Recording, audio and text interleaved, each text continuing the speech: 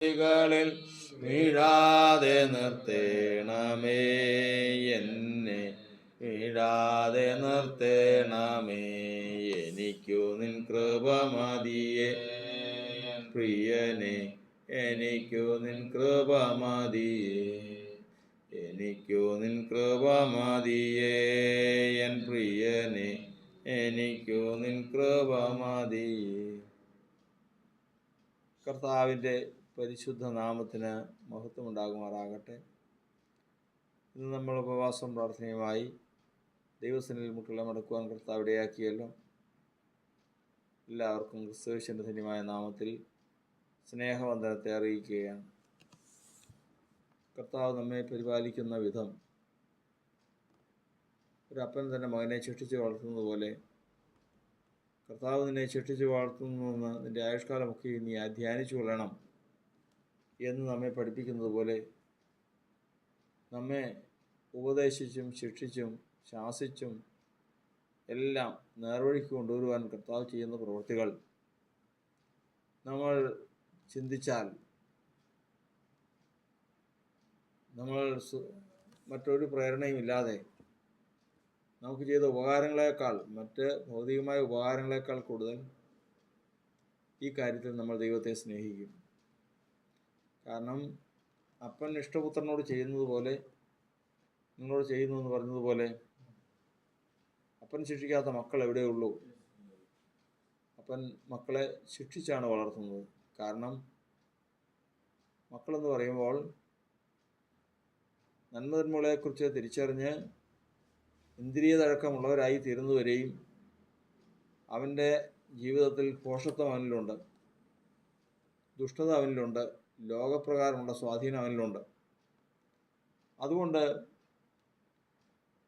അവനിൽ എപ്പോഴും ദൈവത്തിന് വിരുദ്ധമായിട്ടുള്ള കാര്യങ്ങൾ ഈ ജഡത്തിൽ വസിക്കും കാലത്തോളം വെളിപ്പെട്ട് വന്നുകൊണ്ടിരിക്കും. ഹൃദയത്തിലും വാക്കിലും പ്രവൃത്തിയിലും എല്ലാം വെളിപ്പെട്ട് വന്നുകൊണ്ടിരിക്കും. അതിന് കാരണമായി വചനം പറയുന്നത് സകല ലോകവും ദുഷ്ടൻ്റെ അധീനതയിൽ കിടക്കുന്നു. ദുഷ്ടൻ്റെ അധീനത്തിൽ കിടക്കുന്ന ഈ ലോകത്തിൻ്റെ ഭാഗമായാണ് തന്നെയാണ് മനുഷ്യൻ്റെ ശരീരം. എന്നാൽ ആത്മാവ് അങ്ങനെയല്ല. കാരണം ആത്മാവിനെ കർത്താവ് വീണ്ടെടുത്തു, ശരീരത്തെ വീണ്ടെടുത്തിട്ടില്ല. ശരീരത്തിൻ്റെ വീണ്ടെടുപ്പ് കർത്താവിൻ്റെ വരവെങ്കിലാണ്. അതുകൊണ്ടാണ് നമ്മളിന്ന് ഈ ശരീരത്തിൽ വസിക്കും കാലത്തോളം ദൈവത്തിൽ നിന്ന് അകന്ന് അന്യരായിരിക്കുന്നു. ശരീരത്തിൻ്റെ വീണ്ടെടുപ്പും കൂടെ കഴിഞ്ഞിരുന്നെങ്കിൽ എന്ന് പലപ്പോഴും നമ്മൾ ചിന്തിച്ചു പോകും.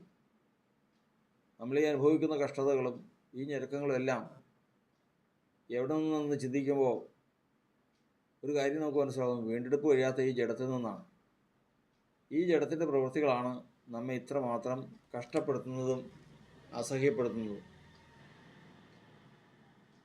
എന്നാൽ ദൈവത്തിൻ്റെ വചനം പറയുന്നത് ആത്മാവിൻ്റെ വീണ്ടെടുപ്പ് കഴിഞ്ഞ് ശരീരത്തിൻ്റെ വീണ്ടെടുപ്പായ പുത്രത്വത്തിന് വേണ്ടി കാത്തിരിക്കുന്ന ജനമാണ് ദൈവസഭ. മാംസരക്തങ്ങൾ ദൈവരാജ്യത്തെ അവകാശമാക്കുകയില്ല. മാംസരക്തങ്ങളെ വീണ്ടെടുപ്പ് കഴിഞ്ഞിട്ടില്ല, ആത്മാവിൻ്റെ വീണ്ടെടുപ്പേ കഴിഞ്ഞിട്ടുള്ളൂ. അതുകൊണ്ട് നാം എപ്പോഴും നമ്മുടെ ജഡം നമുക്ക് അനുകൂലമല്ല എന്ന് തന്നെ നമ്മൾ ചിന്തിച്ച് ദൈവത്തിൻ്റെ വചനപ്രകാരം നമ്മൾ ജഡത്തെ വിശ്വസിക്കാതെ ജീവിക്കുകയാണ്. ക്രിസ്തീയ ജീവിതത്തിൽ സഭാ കാലഘട്ടം, സഭയിൽ ചേർന്ന് വരുന്ന കാലഘട്ടം മുതൽ എന്ന് പറയുന്നത് പഠന കാലഘട്ടമാണ്. പഠിക്കുകയാണ്. പഠിക്കുന്ന ഏറ്റവും വലിയ പഠനം എന്ന് പറയുന്നത്,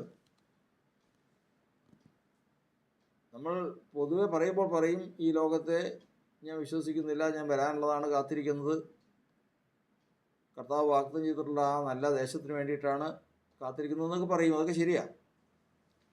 ഇതൊക്കെയും വാക്കുകൊണ്ട് പറയുന്നതല്ലാതെ ജീവിതത്തിൽ അത് അനുഭവമായി മുമ്പോട്ട് പോകുന്നത് അത്രയും വേഗം വളരെ ചുരുക്കം പേരേ ഉള്ളൂ. അതിനാണ് കർത്താവ് ഈ വിശ്വാസത്തിലേക്ക് വന്നാൽ, കർത്താവിൻ്റെ ജനത്തെ വിശ്വാസത്തിലേക്ക് കൊണ്ടുപോകുന്നാൽ അത് പഠിപ്പിക്കുക. താനായിരിക്കുന്ന ഒരു ഭവനമുണ്ട്, താനായിരിക്കുന്ന മനുഷ്യ സമൂഹമുണ്ട്, താനായിരിക്കുന്ന ദൈവസഭയുണ്ട്, താൻ ഏറ്റവും കൂടുതൽ സ്നേഹിക്കുന്ന സ്നേഹിതരുണ്ട്. ഇങ്ങനെ എല്ലാ കാര്യത്തിലും അനേക കാര്യങ്ങൾ മനുഷ്യൻ്റെ ജീവിതത്തിലുണ്ട്. ഇതിലൊക്കെ വിശ്വാസം വെച്ചാണ് ഒരു മനുഷ്യൻ മുമ്പോട്ട് പോകുന്നത്. എന്തായിരുന്നാലും അവൻ എന്നെ ചതിക്കില്ല, എന്തായിരുന്നാലും എൻ്റെ ഭവനം എന്നോട് കുഴപ്പമുണ്ടാവും, ഞെട്ടറ്റാൽ കുറ്റിച്ചോട്ടിൽ എന്ന് പഠിക്കുന്നത് പോലെ എല്ലാം കഴിഞ്ഞാലും ഒന്നുമില്ലെങ്കിൽ ഭവനക്കാരുണ്ടാവും. ഇനി ഒന്നുമില്ലെങ്കിൽ എല്ലാം കഴിഞ്ഞാലും എൻ്റെ സഭക്കാരെന്നെ കൈവിട്ട് കളയുകയില്ല. ഇതൊന്നുമില്ലെങ്കിലും മനുഷ്യനല്ലേ, ആരെങ്കിലും ഉണ്ടാകും. ഇങ്ങനെയുള്ള അനവധി ന്യായങ്ങൾ നമ്മുടെ ജീവിതത്തിലും മാത്രമല്ല വിശ്വാസത്തിൽ വരുന്ന എല്ലാവരുടെ ജീവിതത്തിലുമുണ്ട്. ലോകത്ത് ജീവിക്കുന്ന എല്ലാ മനുഷ്യരുടെ ജീവിതത്തിലുമുണ്ട്.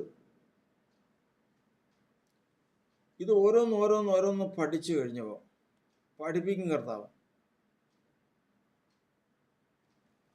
ഈ പഠിപ്പിക്കുന്ന പഠനത്തിൽ ഏറ്റവും കൂടുതൽ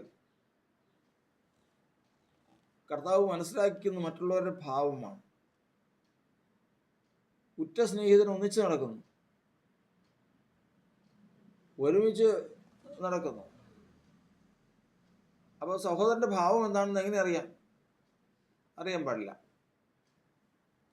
സഹോദരൻ്റെ ഭാവം എന്താണെന്ന് സ്വാഭാവികമായിട്ട് നമുക്കറിയാം. എന്നോട് ഭയങ്കര സ്നേഹമാണ്, ഞാൻ അവനോട് സ്നേഹമാണ്, ഞങ്ങൾ ഉറ്റ ബന്ധുക്കളാണ്. ഒരാൾ എന്തെങ്കിലും വന്നു കഴിഞ്ഞാൽ അതിനുവേണ്ടി മരിക്കാൻ പറ്റിയാൽ തയ്യാറാണ്. അത്രമാത്രം കൂട്ടുകെട്ടിലാണ് ഞാൻ മുമ്പോട്ട് പോകുന്നത്. കർത്താവ് ഞങ്ങൾ ഇതെല്ലാ കാര്യങ്ങളും പറയും. എന്നാൽ മോശ പറഞ്ഞതുപോലെ യഹോവേ നീ എന്നെ ശോധന ചെയ്തറിഞ്ഞിരിക്കുന്നു. നീ എന്നെ അറിഞ്ഞു എന്നല്ല, പിന്നെയോ ശോധന ചെയ്തറിഞ്ഞിരിക്കുന്നു. പരീക്ഷിച്ചറിയുന്നത് പോലെയല്ല ശോധന ചെയ്തറിയുന്നത്. ശോധന ചെയ്തറിയുക എന്ന് പറഞ്ഞു കഴിഞ്ഞാൽ അത് ദൈവം അതൊരു നമ്മൾ കൃത്രിമമായിട്ട് ഒരവസരം ഉണ്ടാക്കുക. ആ അവസരം വരുമ്പോൾ അവനെ കൊണ്ട് അവൻ്റെ സ്വഭാവം എന്താണെന്ന് അവൻ്റെ വെളിപ്പെടുത്തും. ഇസ്രായേൽ ജനം ജാതികളുടെ മധ്യത്തിലായിരിക്കുമ്പോൾ അവരുമൊക്കെ ആയിട്ട് ഭയങ്കര സ്നേഹത്തിലാണ്. എല്ലാവരും ഇടകലർന്ന് ജീവിച്ചുകൊണ്ടിരിക്കുന്ന സമയത്താണ് അഹശ്വേരോശ് രാജാവിൻ്റെ കാലത്ത്, എസ്തേറിൻ്റെ കാലത്ത് ദൈവം നോക്കുമ്പോൾ ഇസ്രായേൽ ജനം, തൻ്റെ ജനം, താൻ വീണ്ടെടുത്ത ജനം ജാതികളോട് ഇടകലർന്ന് സന്തോഷമായിട്ട് പോയിക്കൊണ്ടിരിക്കുക. എന്നാൽ മനുഷ്യരുടെ കലക്കമുണ്ടാക്കാനാണോ ദൈവത്തിൻ്റെ ആഗ്രഹം? ദൈവം ആഗ്രഹിച്ചു അങ്ങനെയല്ല. ഇതിങ്ങനെ പോയാൽ ശരിയാവില്ല. വേർപാട് വേണം. എവിടെ നിന്ന് വേർപാട്? ജാതികളിൽ നിന്ന് വേർപാട് വേണം. ജാതികളിൽ നിന്ന് വേർപാട് വേണമെങ്കിലോ എന്തെല്ലാം വന്നാലും നിന്റെ അയൽപക്കത്തുകാരൻ നീ വിശ്വസിക്കാൻ കൊള്ളൂല, നീ അത് ചെയ്യരുത്, ഇങ്ങനെ മുമ്പോട്ട് പോകരുത്, ജാതികളുമായിട്ട് ഇണവില്ലാപ്പെടാൻ നമുക്ക് പറഞ്ഞിട്ടില്ല. രഹസ്യമായിട്ട് ചെവിയിൽ ഒരാൾ പറയുന്ന പോലെ നമ്മുടെ സഹോദരന്മാരെക്കാളും ഭേദം. ജാതികളെക്കുറിച്ച് നമ്മുടെ സഹോദരന്മാരെക്കാളും ഭേദം. ഇങ്ങനെ ഹൃദയം കൊണ്ട് ലോകത്തിൽ ജാതികളോട് ബന്ധപ്പെട്ട് മുമ്പോട്ട് പോവുക മനുഷ്യൻ. അവരെ വേർതിരിക്കാൻ ഒരു വഴിയില്ല. ദൈവം എന്ത് ചെയ്തു? ദൈവം അവരുടെ ഭാവം, യഥാർത്ഥത്തിലുള്ള അവരുടെ സ്വഭാവം എന്താണെന്ന് കാണിച്ചു കൊടുത്തു. ആ സ്വഭാവം എന്തെന്ന് കാണിച്ചത് എപ്പോഴാണ്? നമ്മൾ എസ്തേറിൻ്റെ പുസ്തകം 9-ാം അധ്യായത്തിൻ്റെ 1-2 വാക്യങ്ങൾ വായിക്കാം. എസ്തേറിൻ്റെ പുസ്തകത്തിലെ 9-ാം അധ്യായത്തിൻ്റെ 1-2 വാക്യങ്ങളിൽ നമ്മൾ ഇപ്രകാരം വായിക്കുന്നു. അതായത് ആധാർ മാസമായ 12-ാം മാസം 13-ാം തീയതി രാജാവിന്റെ കൽപ്പനയും തീർപ്പും നടത്തുവാൻ അടുത്തപ്പോൾ രാജാവ് തീർപ്പ് കൽപ്പിച്ചിരിക്കുകയാണ്. ഹാമാൻ രാജാവിൻ്റെ അടുത്ത് അപേക്ഷിച്ച അപേക്ഷ രാജാവ് സ്വീകരിച്ചതിന് ശേഷം ആധാർ മാസം 13-ാം തീയതി ഇസ്രായേൽ അല്ലെങ്കിൽ യഹൂദരായ സകല മനുഷ്യരെയും കൊള്ളയടിക്കാനും കൊന്നുകളയാനും അവരെ ഇല്ലാതാക്കാനും അവരുടെ വസ്തുവകകൾ പിടിച്ചുപറിച്ചെടുക്കാനും എല്ലാ ജാതികൾക്കും അവസരം കൊടുത്തിരിക്കുക. കേസില്ല. കടമുള്ളവരും ഞെരുക്കമുള്ളവരൊക്കെ ജാതികളുടെ ഇടയിലുണ്ട്. ആധാർ മാസം 13-ാം തീയതി നിങ്ങൾ നോക്കി വെച്ചോ, നോക്കിയിരുന്നോ, നല്ല സമ്പത്തുള്ള ഏതെങ്കിലും വീട് നോക്കി വെച്ചോ, ഇവിടെ കട്ടുകൊണ്ട് പോവാം. അന്ന് കട്ടുകൊണ്ട് പോകുന്നു വേണ്ട, നേരെ വന്ന് കൊള്ളയടിച്ചുകൊണ്ട് പോവാം. അവരെ ഭവനത്തെ വന്ന് പിടിച്ചു പറിച്ചുകൊണ്ട് പോവാം. വിഷമിക്കൊന്നും വേണ്ട. അവരെ ഭീഷണിപ്പെടുത്തി അവരുടെ കാര്യങ്ങളെല്ലാം മേടിച്ചുകൊണ്ട് പോവാം. അവർക്ക് എന്തെല്ലാം ഉണ്ടോ അത് മുഴുവൻ കൊണ്ടുപോകാം. ഇനി അതെല്ലാം എതിർക്കാൻ വന്നാൽ കൊന്നുകളയാനോ അവരെ ഇല്ലാതാക്കി കളയാനോ ഒരു കുഴപ്പമില്ല. കേസില്ല. രാജകൽപ്പനയാണ്. അതാണ് ആധാർ മാസം 13-ാം തീയതി. തീർപ്പും നടത്തുവാൻ അടുത്തപ്പോൾ ഇതിനുള്ള ദിവസം അടുക്കാൻ പോവാ. 13-ാം തീയതി അടുക്കാൻ പോവാ. അന്നേരം ദൈവം വലിയൊരു പ്രവൃത്തി ചെയ്തു.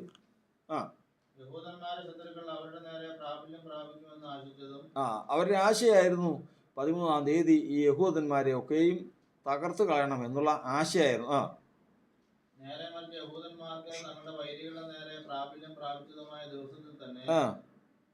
രാജാവിന്റെ സകല സംസ്ഥാനങ്ങളും യഹൂദന്മാർ തങ്ങളുടെ പട്ടണങ്ങളിൽ തങ്ങളോട് ദോഷം ചെയ്യുവാൻ ഭാവിച്ചവരെ കയ്യേറ്റം ചെയ്യേണ്ടതിന് ഒന്നിച്ചുകൂടി. കർത്താവിന് സ്തോത്രം. ആധാർ മാസം 13-ാം തീയതി എന്ത് സംഭവിക്കാം? സ്വന്തം മക്കളെ നോക്കി നെടുവീർപ്പെടുന്നവരുണ്ട്. ഈ ആയുഷ്കാലം മുഴുവൻ സമ്പാദിച്ച സമ്പാദ്യം നോക്കി നെടുവീർപ്പെടുന്നവരുണ്ട്. എത്ര ദിവസത്തേക്ക്? ഇന്ന് നമ്മൾ ഇവിടെ സന്തോഷമായിട്ട് ജീവിക്കുന്നു, ഈ സംസ്ഥാനത്ത് ജീവിക്കുന്നു. എത്ര ദിവസത്തേക്കാണ്?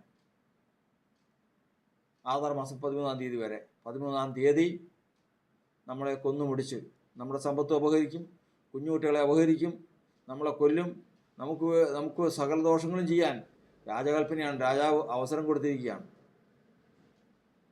ഈ അവസരം വന്നു കഴിഞ്ഞ അടുത്ത ദിവസങ്ങളിൽ ചില സംഭവങ്ങൾ അവിടെ നടന്നു. എസ്തേർ മുഖാന്തരവും മൊർദെഖായി മുഖാന്തരവും ചില സംഭവങ്ങൾ അവിടെ നടന്നു. ആധാർ മാസം 13-ാം തീയതി ആരെല്ലാം യഹൂദന്മാർക്കെതിരെ വരുന്നുണ്ടോ അവരോട് മുഴുവനും എതിർത്ത് അവരെ കൊന്നുപിടിക്കാനുള്ള കൽപ്പന ഇറങ്ങി. ആധാർ മാസം 13-ാം തീയതി എന്നുള്ളത് ജാതികളുടെ നിരാശയായി. കാരണം നമ്മൾ വിചാരിച്ച പോലെ കാര്യം നടക്കില്ല. കാരണം കൽപ്പന വേറെ വന്നു. ആരെല്ലാം അവരെ ഉപദ്രവിക്കാൻ ഭാവിച്ചിട്ടുണ്ടോ ആ ഭാവിച്ചവരെ മുഴുവൻ കൊന്നുപിടിക്കാനായിട്ട് രാജാവ് കൽപ്പന കൊടുത്തിട്ടുണ്ട്. യഹൂദന്മാർ ഒരുമിച്ച് കൂടിയിട്ടുണ്ട്. ഒളിക്കാൻ നിവൃത്തിയില്ലാത്തതിൻ്റെ കാരണം ഇവരുടെ ഭാവം അവർ കണ്ടു. വാക്കോർത്ത് കൊള്ളണം, ഭാവം. ഈ ഭാവം ഒന്ന് പുറത്തു വരാൻ വേണ്ടിയിട്ടാണ് കർത്താവ് ഇങ്ങനെ ഒരു വലിയ പ്രവൃത്തി ചെയ്തത്. അതാ വചനം പറഞ്ഞു, നീ എന്നെ ശോധന ചെയ്തറിഞ്ഞിരിക്കുന്നു. എല്ലാ മനുഷ്യരുടെ ജീവിതത്തിലും താൻ ആരാണെന്നുള്ളത് ഭാവം മുഖാന്തരം പുറത്തു വരുത്തും കർത്താവ്. അത് കർത്താവ് പുറത്തു വരുത്തും. ഈ ഭാവം ആരെല്ലാം പുറപ്പെടുവിച്ചിട്ടുണ്ടോ അവരെ മുഴുവനും യഹൂദന്മാരെ നോട്ട് ചെയ്ത് 13-ാം തീയതി നോക്കിയിരിക്കുക. വിളിക്കാൻ പറ്റില്ല, ഞങ്ങൾ നിരപരാധികളാണെന്ന് പറയാൻ പറ്റില്ല. കാരണം ഭാവം അവർ കണ്ടു. ആ ഭാവിച്ചവരൊക്കെയും കണ്ടു. യഹൂദൻ്റെ ശത്രു ആരെന്നും യഹൂദന്മാരുടെ ശത്രുക്കൾ ആരെന്നും തങ്ങളുടെ മിത്രങ്ങളാരെന്നും എല്ലാം കണ്ടു. ഈ ലോകത്തിൽ ജാതികളുമായിട്ട് ഇണയില്ലാപ്പണം ഒരിക്കലും കൂടാൻ പാടില്ല. ജാതികളിൽ നിന്ന് വേർതിരിഞ്ഞിരിക്കണം എന്നുള്ളത് അവർ ആ ഭാവത്താൽ പഠിച്ചു. ആയുഷ്കാലത്തിരിക്കും ആധാർ മാസം 13-ാം തീയതി മറന്നാലും അവരുടെ ഭാവം മറന്നു പോവുകയില്ല. ഓരങ്ങളെ നമ്മളീ പറയുന്നതിൻ്റെ സാരം ഏത് മനുഷ്യൻ്റെയും ഏത് സമൂഹത്തിൻ്റെയും ഭാവം നമ്മൾ നോക്കിക്കൊള്ളണം. ഭാവം. കാരണം നമുക്ക് ആരോടും ശത്രുത വയ്ക്കാനല്ല, പിന്നെയോ മനുഷ്യനിൽ ആശ്രയം പാടില്ല എന്നുള്ളതാണ്. ഒരു മനുഷ്യനെയും നമ്മൾ ദൈവത്തെക്കാൾ ഉപരി അല്ലെങ്കിൽ ദൈവത്തോടൊപ്പം വിശ്വസിക്കാൻ പാടില്ല എന്നുള്ളത് നാം ഗ്രഹിച്ചു കൊള്ളണം. കർത്താവിന് സ്തോത്രം. യഹൂദന്മാരെ പഠിപ്പിച്ചു. ആദാർ മാസം 13-ാം തീയതി അവർ വേർതിരിഞ്ഞു, ഐക്യമത്യപ്പെട്ടു, ശത്രുവിനോട് എതിർത്തു. ഇതാണ് ഒരു വേർപാടിൻ്റെ ദൈവിക ഉദ്ദേശം. അതായിരുന്നു യഥാർത്ഥത്തിൽ ജാതികളുമായിട്ട് ഇണയില്ലാപ്പണ കൂടി മുമ്പോട്ട് പോകുന്നതിന് ദൈവത്തിന് ഒരു തടസ്സവും ഇല്ല. അവർ സന്തോഷമായിട്ട് മുമ്പോട്ട് പോകട്ടെ, അതിനല്ലേ ദൈവം സൃഷ്ടിച്ചത് തന്നെ. മനുഷ്യരെല്ലാം കൂട്ടായ്മയിൽ സന്തോഷത്തോടെ ജീവിക്കാനല്ലേ ദൈവം സൃഷ്ടിച്ചേ. അതെ, പക്ഷേ അങ്ങനെയല്ല. എന്തിനു വേണ്ടിയിട്ട് ഈ കലക്കം ഉണ്ടായി എന്ന് ചോദിച്ചു കഴിഞ്ഞാൽ അത് ദൈവത്താലാണോ ഉണ്ടായത്? ഉണ്ടായെങ്കിൽ ഓർത്തുകൊള്ളണം, അവൻ്റെ ഭാവം മറഞ്ഞിരിക്കുകയാണ്. ആ ഭാവം പുറത്തു വരണം. എത്രയോ പേരുടെ ഭാവം നമ്മൾ കണ്ടു കഴിഞ്ഞു. എത്രയോ സമൂഹത്തിൻ്റെ ഭാവം നമ്മൾ കണ്ടു കഴിഞ്ഞു. കർത്താവിന് സ്തോത്രം. ദൈവത്തിൻ്റെ ജനമാകുന്നുവെങ്കിൽ, ദൈവത്തിൻ്റെ ഭക്തന്മാരാകുന്നുവെങ്കിൽ ഈ വേർപാട് കർത്താവ് കൊണ്ടുവരും. ഈ ലോകത്തോട് ചേരാതെ വണ്ണം അവർ വേർതിരിയും. ഇനി അടുത്തത് ഇതിൻ്റെ അകത്തോ സഭയിൽ കടന്നു വന്നപ്പോൾ എൻ്റെ ജീവിതത്തിൽ ഞാൻ ലോകത്തിൻ്റെ വഴികളെ വിട്ട് അതെല്ലാം വിട്ട് ദൈവത്തിൻ്റെ സഭയിലേക്ക് വന്ന് കർത്താവിൻ്റെ നാമത്തെ അറിഞ്ഞു വന്നപ്പോൾ ഞാൻ വിചാരിച്ചത്, ദൈവമേ, എന്തൊരു കൂട്ടായ്മ, എന്തൊരു സമൂഹം, എന്താ സ്നേഹം, വൈരമില്ല, പ്രതികാരമില്ല, പ്രതിയോഗിയില്ല, മത്സരമില്ല, എന്താ സന്തോഷം. ഭക്ഷണം കഴിക്കുമ്പോൾ തന്നെ വെള്ളമാണെങ്കിലും കുടിച്ചാൽ മതി, അത്രമാത്രം സന്തോഷമാണ്. പക്ഷെ പിന്നീട് നമുക്ക് മനസ്സിലാക്കിയത് അങ്ങനെയല്ല. കാരണം ദാവീദ് തന്നോട് കൂടെ വലിയൊരു കൂട്ടം തന്നോട് കൂടെ ചേർന്നു. താൻ ഒളിച്ചും ദുർഗങ്ങളിലും ആയിരുന്ന സമയത്ത് ദാവീദിനോട് കൂടെ ചേർന്ന് ജീവിക്കാനായിട്ട് വലിയൊരു പറ്റം കൂടെ വന്നു. ആ കൂട്ടവുമായി അനേക യുദ്ധങ്ങൾ നടത്തി. തൻ്റെ ജീവിതത്തിൽ പല നേട്ടങ്ങളും പല കാര്യങ്ങളും ഉണ്ടായി. തന്നോട് ചേർന്ന് നിൽക്കുന്ന വലിയൊരു കൂട്ടം ജനം യുദ്ധത്തിന് പോയതിനു ശേഷം ആ യുദ്ധത്തിൽ തോറ്റല്ല, അവിടെ ആ യുദ്ധത്തിൽ ചില കാരണങ്ങളാൽ അവിടുന്ന് മടങ്ങേണ്ടി വന്നു. മടങ്ങി തിരിച്ചു വരുമ്പോഴാണ് മനസ്സിലാവുന്നത്, താനായിരുന്ന പട്ടണം പോകുമ്പോൾ ഭാര്യമാരെയും കുഞ്ഞുകുട്ടികളെയും എളിയവരെയും സമ്പത്തുകളെയും എല്ലാം ഏൽപ്പിച്ചതിന് ശേഷം പോകും. എന്നിട്ടാണ് യുദ്ധത്തിന് പോകുന്നത്. തിരിച്ചു വന്നപ്പോൾ ഇത് മുഴുവനും ശത്രുക്കൾ കൊള്ളയടിച്ചുകൊണ്ട് പോയി. സ്വന്തം കുഞ്ഞുങ്ങളെ, സ്വന്തം ഭാര്യമാരെ, ഇങ്ങനെയുള്ള കാര്യങ്ങളൊക്കെയും കൊള്ളയടിച്ചുകൊണ്ട് പോയാൽ അത് കണ്ടപ്പോൾ ജനമെല്ലാം ക്ഷുഭിതമായി ദാവീദിനെ കല്ലെറിയണമെന്ന് പറഞ്ഞു. ഇത്രയും കാലം തന്നോടൊപ്പം ജീവിച്ച്, താൻ ചെലവിന് കൊടുത്ത്, താൻ തീറ്റിപ്പോറ്റി, താൻ സംരക്ഷിച്ച ആ ജനം, ആ തനി സ്വഭാവം അപ്പോൾ വെളിപ്പെടുകയാണ്. കാരണം വെറുതെയല്ല, അവരുടെ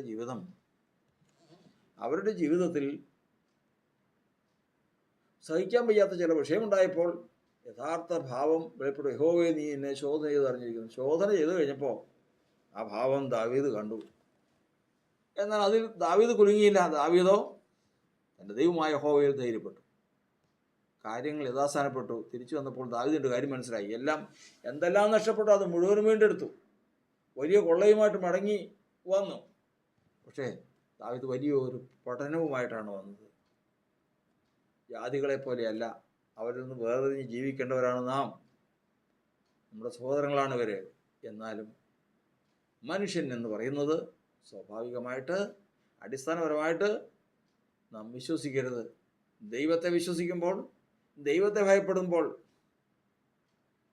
വചനത്തിൽ നമ്മൾ പഠിക്കുന്ന പോലെ ദൈവത്തെ ഭയപ്പെടുകയും അവൻ്റെ പ്രമാണങ്ങളെ അനുസരിക്കുകയും ചെയ്യുന്ന ഏവർക്കും ഞാൻ കൂട്ടാളിയാവുന്ന നിർത്താൻ അടുത്തുള്ളതുപോലെ ദൈവത്തോടുള്ള ഭയവും ദൈവത്തിൻ്റെ പ്രമാണം അനുസരിക്കുന്ന ഒരു സ്വഭാവവും തൻ്റെ ഹൃദയത്തിൽ വരുമ്പോൾ ദൈവം കൂട്ടിച്ചേർക്കുന്നതാണ് ഭക്തന്മാരെ കൂട്ടാളികളായിട്ട്. അപ്പോൾ ദൈവത്തിലുള്ള വിശ്വാസമാണ്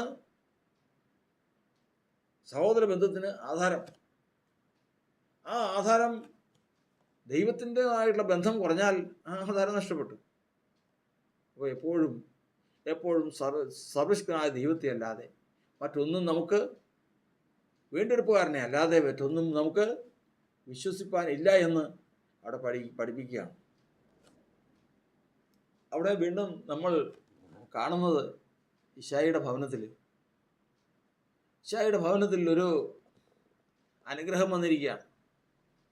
ശൗലിനെ രാജസ്ഥാനത്ത് നിന്ന് കർത്താവ് മാറ്റി പകരം ഒരാളെ നിയമിക്കാനായിട്ട്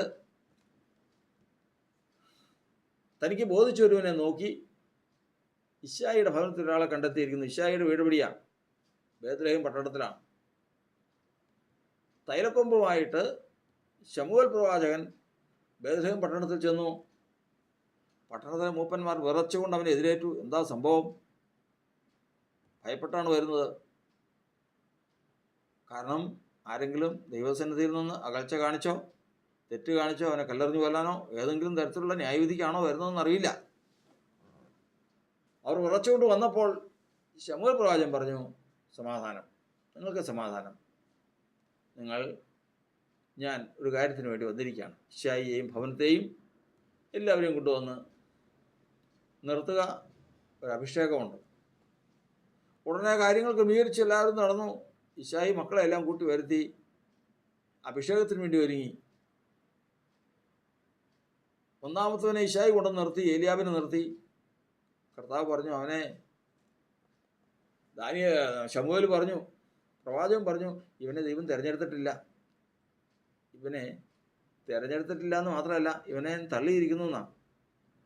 എപ്പോഴോ ഏത് സമയത്ത് ഇവനെ തിരഞ്ഞെടുക്കാൻ അന്വേഷണ സമയം വന്നപ്പോൾ ഇവനെ തള്ളിക്കളഞ്ഞതാ. രണ്ടാമത് ശമ്മ വന്നു. അങ്ങനെ പലരും വന്നു. ഏഴാമത്തവൻ വന്ന് പറഞ്ഞു, 7 പേരെയും ദൈവം തിരഞ്ഞെടുത്തിട്ടില്ല. പിന്നെ ആരാ? നിന്റെ മക്കളെല്ലാം ആയോ? ഇല്ല, ഒരാളോട് 2 ആടുകളെ മേയ്ക്കുകയാണ്. അവനിങ്ങനെ മരുഭൂമിയിൽ ആടുകളെ മേയ്ക്കുക. അവനെ വരുത്തണം. അവൻ അകലേന്ന് വരുന്നത് കണ്ടപ്പോഴേ തന്നെ ദൈവാത്മാവ് ശമൂവേലിനോട് പറഞ്ഞു, ഇവൻ തന്നെ അഭിഷേകം ചെയ്യുക എന്ന് പറഞ്ഞു. അവിടെ നമ്മൾ ചിന്തിച്ചത്, അഭിഷേകം പ്രാപിച്ചു, ഗോലിയാത്തുമായിട്ടുള്ള യുദ്ധത്തിന് പോയി. സ്വന്തം സഹോദരൻ തന്നെ താൻ നിഗളിയും അഹങ്കാരിയുമാണെന്ന് പറഞ്ഞു. കാര്യങ്ങളൊക്കെയും മനസ്സിലായി. കാരണം സ്വന്തം ഭവനത്തിലും തന്നെ മനസ്സിലാക്കുന്നവൻ ആരുമില്ല. തന്നെ മനസ്സിലാക്കുന്നവനും തന്നെ തിരഞ്ഞെടുക്കുന്നവനും തന്നെ സഹായിക്കുന്നവനും ഒരുവൻ മാത്രമേ ഉള്ളൂ. അവനാണ് ഉടയവൻ. മറ്റാരെയും ഞാൻ ആശ്രയിച്ചിട്ടൊരു കാര്യമില്ല. കാരണം ഞാൻ ഈ പദവിയിലെത്തുവാൻ അർഹനെന്ന് എൻ്റെ അപ്പം കണ്ടിട്ടില്ല, എൻ്റെ വീട്ടുകാരും കണ്ടിട്ടില്ല. എൻ്റെ വീട്ടുകാർക്ക് അതൊന്നും പൂർണ്ണ സമ്മതമല്ല. എപ്പോഴും എൻ്റെ സ്വന്തം വീട്ടുകാർക്കും അത് പൂർണ്ണ സമ്മതമല്ല. ഇപ്പോഴും ഇതെല്ലാം പഠനമായിരുന്നു.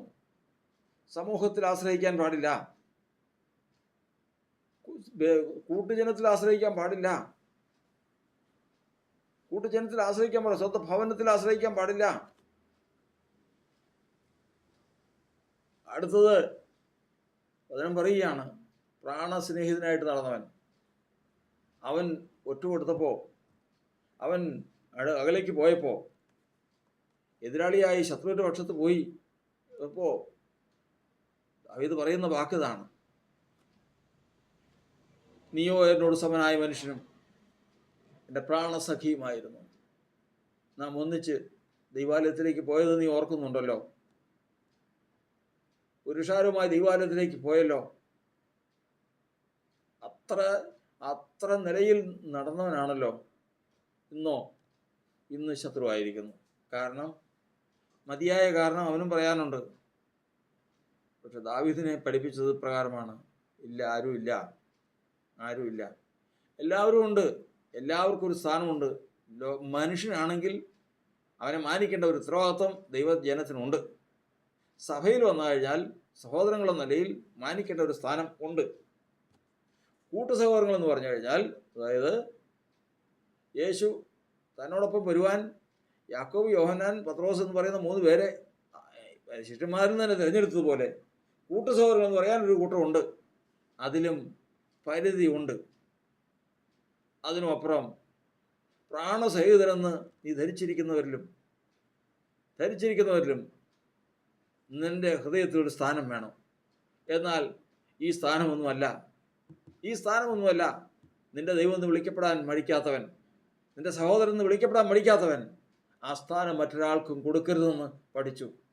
ഇന്ന് ലോകത്തെ വിട്ട് ഈ ലോകത്തെ ചവറന്നെണ്ണി കർത്താവിലേക്ക് ചേരുവാൻ ഒരു തടസ്സവുമില്ല. കാരണം എല്ലാം കണ്ടതാണ്. എല്ലാ ഭാവങ്ങളും ഞാൻ കണ്ടതാണ്. ലോകത്തിൻ്റെ ഭാവം ഞാൻ കണ്ടതാണ്.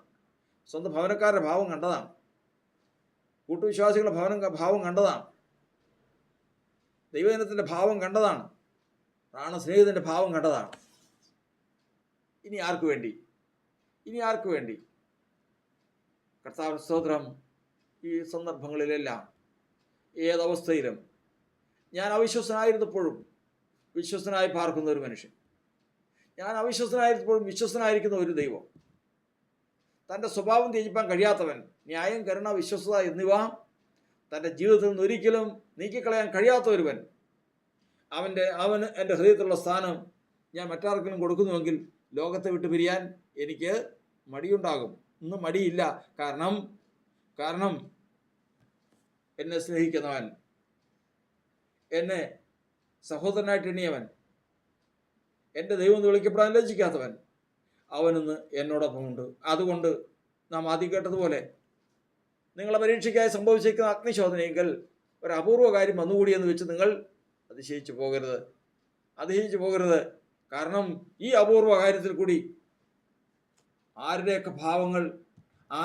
ഏതൊക്കെ ഭാവങ്ങൾ മനസ്സിലാക്കിയെന്ന് വെച്ച് ആരോടും അതിന് പ്രത്യുത്തരമില്ലാതെ, ആരോടും അതിന് പ്രതികാരമില്ലാതെ, ഇതാ ദൈവം പഠിപ്പിച്ച ആ പഠനത്തിൽ നിന്നുകൊണ്ട് ക്രിസ്തുയേശുവിനെ കുറിച്ചുള്ള പരിജ്ഞാനത്തിൻ്റെ ശ്രേഷ്ഠ നിമിത്തം ഞാൻ ഈ ലോകത്തെ ചവറന്നെണ്ണുന്നു കർത്താവിൻ്റെ വചനത്തിലുള്ളതുപോലെ, നമ്മൾ എന്തെല്ലാം പറഞ്ഞാലും ലോകത്തെ ചവറന്നെണ്ണണമെങ്കിൽ ഹൃദയത്തിന് കഴിയില്ല. ബുദ്ധിക്ക് കഴിയും, ഹൃദയത്തിന് കഴിയില്ല, വിടില്ല. എന്നാൽ ദൈവത്തിൻ്റെ വചനം പറയുന്നത്, ഇതാ ദൈവം പഠിപ്പിച്ച് രക്ഷയ്ക്ക് ജ്ഞാനിയാക്കിയ ഒരു മനുഷ്യനെ സംബന്ധിച്ചിടത്തോളം അവന് കഴിയുന്നു. ലോകം ഇതാ കഴിഞ്ഞു.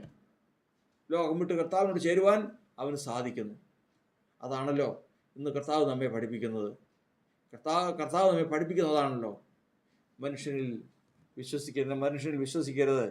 മനുഷ്യനിൽ ആശ്രയിക്കുന്നതിനേക്കാൾ യഹോവയിൽ ആശ്രയിക്കുന്നത് നല്ലത്. പ്രഭുക്കന്മാരിൽ ആശ്രയിക്കുന്നതിനേക്കാൾ യഹോവയിൽ ആശ്രയിക്കുന്നത് നല്ലത്. നമുക്ക് ആശ്രയിപ്പാനും, നമുക്ക് വിശ്വസിക്കാനും, നമുക്ക് സ്നേഹിപ്പാനും, നമുക്ക് അനുസരിപ്പാനും ഒരുവൻ മാത്രം.